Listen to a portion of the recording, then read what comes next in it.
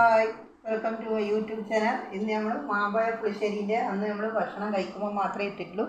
പിന്നെ 4 മാങ്ങ കിട്ടി, നല്ല സൂപ്പർ മാമ്പഴ പുളിശ്ശേരിക്ക് പറ്റിയ നല്ല സൂപ്പർ 4 മാങ്ങ. അപ്പം അന്ന് ഉണ്ടാക്കിയിട്ട് ഭർത്താവിന് ഒരുപാട് ഇഷ്ടമായിന്. അപ്പോൾ ഇനിയും ഉണ്ടാക്കണം എന്ന്. അപ്പം ഇന്ന് മാങ്ങ കിട്ടി, നല്ല മധുര മാങ്ങ കേട്ടോ. ഇത് നല്ല സൂപ്പർ ഇതിന് പറ്റിയ 4 മാങ്ങയും നമ്മൾ ഇങ്ങനെ ഇടണം.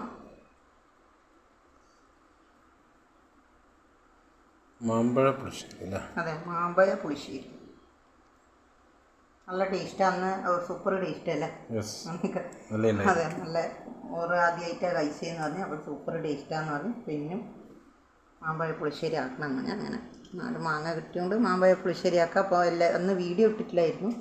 അപ്പോൾ വീഡിയോ കൂടി ഇടാമെന്ന് നമ്മൾ വിചാരിച്ചു. ചില അധികം അറിയാത്ത ആൾക്കാർ ഇന്നുണ്ട്. അപ്പോൾ അങ്ങനെ മാങ്ങ മാങ്ങയെല്ലാം തോലൂരി വെച്ച് ഇതൊന്ന് നല്ലോണം ഒന്ന് ഇത് ഞമ്മിണ്ടണം. കൊടുത്താൽ അത് ഇളയിട്ട് അങ്ങ് പോകും. പിന്നെ ചൂടോടെ നമുക്കിത് ആക്കാൻ പറ്റില്ല. ഇതൊന്ന് നല്ലോണം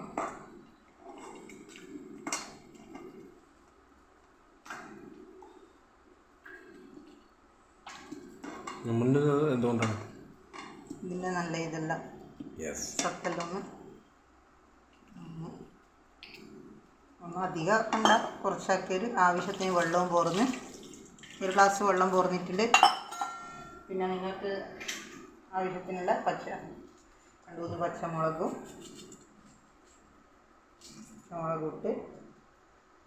പച്ചമുളകിട്ട്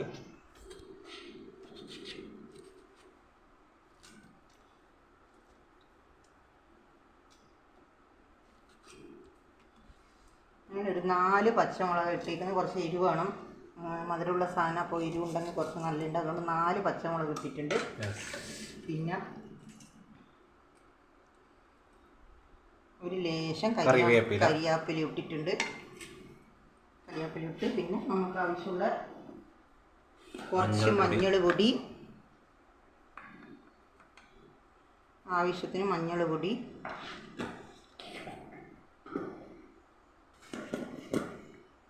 മുളക് നമ്മൾ ഓൾറെഡി 4 എണ്ണം ഇട്ടിട്ടുണ്ട്. ചെറിയ ഒരു ഇത്ര മാത്രം മുളക് പൊടി മതി, അത്രയൊന്നും വേണ്ട.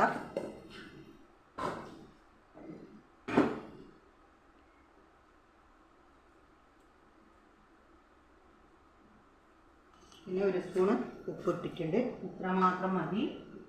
നമുക്കിത് നല്ലോണം വേവിക്കാൻ വെക്കാം. വെന്ത് കഴിഞ്ഞാൽ നമുക്ക് തേങ്ങയും ഇടണം. തേങ്ങയും ജീരകവും കൂടി അരച്ചിട്ട് കൊടുക്കുക. പിന്നെ തൈരും ഇങ്ങനെ